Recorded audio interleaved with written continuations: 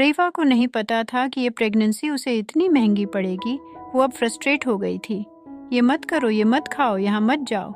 ये प्रेगनेंसी है या जेल, वो सोचती।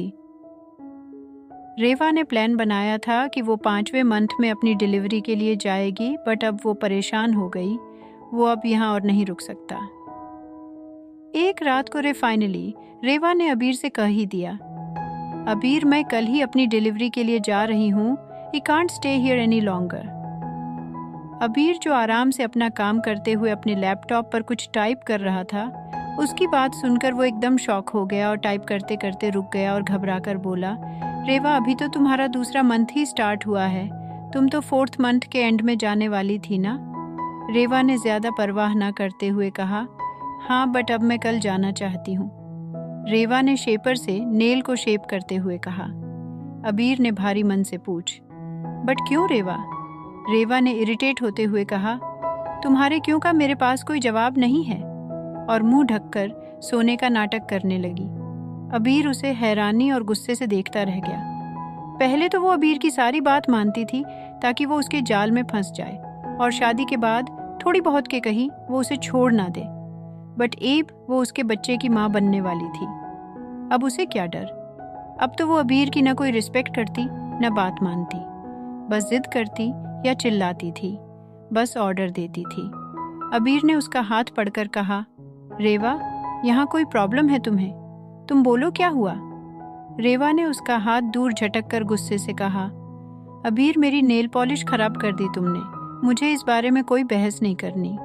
ये कहकर वो चिढ़कर मुंह फेर कर लेट गई। अबीर बात को ज्यादा नहीं खींचना चाहता था।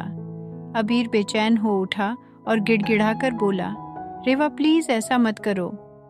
रेवा को अबीर की यह हालत देखकर बड़ा मजा आया। रेवा ने कहा, अबीर नो डिस्कशन, मुझे नींद आ रही है। रेवा ने अंगड़ाई लेते हुए कहा। अबीर ने लगभग भीख मांगते हुए कहा, रेवा तुम जो कहोगी मैं वो करूंगा, प्लीज मत जाओ। रेवा हल्का सा मुस्कुरा दी तो तीर निशाने पर लग ही गया।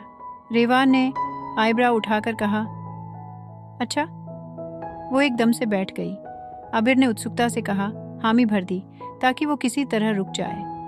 रेवा ने अपने हाथ मसलकर कहा, ठीक है, तो तुम्हारे जिस फ्लैट में मैं रहती थी वो मेरे नाम कर दो। अबीर ने एक झटके में वो अपने लॉयर को कॉल किया और वो फ्लैट उसे दे दिया। वो उसे बस वहाँ रोकना चाहता था। चाहे तो वो अभी उससे उसकी सारी प्रॉपर्टी मांग ले, वो आराम से दे देगा। कमाल की मछली फांसी है मैंने, रेवा ने खुद पर प्राउड फील करते हुए सोचा, और कुछ दिन के लिए अपनी जिद छोड़ दी। उसने 1 मंथ और वहाँ जैसे तैसे निकाल दिया। बट एक बार अबीर को किसी काम के लिए बाहर जाना पड़ गया। रेवा ने मौके का पूरा फायदा उठाया और जल्द से जल्द अपना सामान लेकर वहाँ से चली गई, और मेड को सख्त हिदायत दी कि अबीर को इस बारे में कोई भी इन्फॉर्म ना करे। अबीर डेली रेवा से बात करती थी और उसने कभी मेंशन नहीं किया कि वो जा चुकी है। अबीर जल्दी ही वापस आ गया। वो रेवा के लिए ढेर सारे हेल्थी फूड और टॉनिक्स लाया था। वो जल्दी से भागते हुए रूम में गया और चिल्लाया, रेवा रेवा। बट जल्दी ही उदास चेहरे के साथ वो बाहर आया। रेवा वहाँ कहीं भी नहीं थी। शायद बाहर गई हो। अबीर को ये बात अच्छी तो नहीं लगी, पर क्या कर सकते हैं, वो किसी की मानती कहाँ है। ये सोचकर अबीर ने मेड से बहुत ही गुस्से में पूछा, रेवा मैडम कहाँ है? ये लोग उसे ये भी इन्फॉर्म नहीं कर सकते कि वो ऐसे पीछे से बाहर जाती हैं। रेवा को तो अपनी जरा भी परवाह नहीं है। अबीर को चिढ़ हुई। मेड हकलाते हुए डर से बोली, सर सर मेड। अबीर कुछ बुरा होने की आशंका से घबरा गया और चिल्लाकर बोला, क्या? जल्दी बताओ।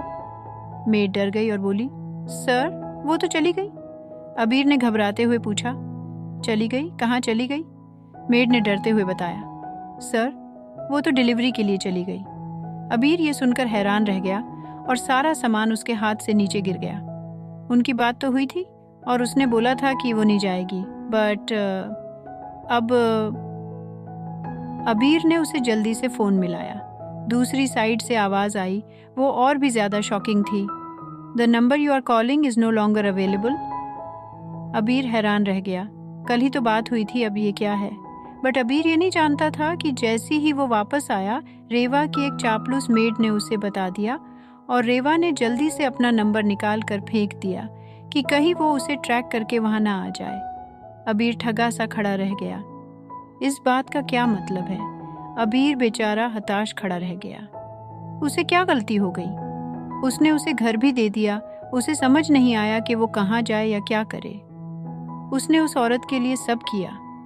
अबीर भी जानता था कि उसे बिगाड़ने के लिए वो खुद रिस्पॉन्सिबल है, पर अब क्या? अब तो पानी सर से निकल चुका था। अब उसका मन काम में ज्यादा नहीं लगता था। वो एकदम डिप्रेस हो गया था। मुस्कुराना तो वो जैसे भूल ही गया था, बस खोया खोया सा रहता था। उसकी इकलौती खुशी तो रेवा उससे दूर ले गई थी। सब देख सकते थे अबीर का उदास चेहरा, पर कारण कोई नहीं जानता था। उसका दुख बांटने वाला वहां कोई नहीं था।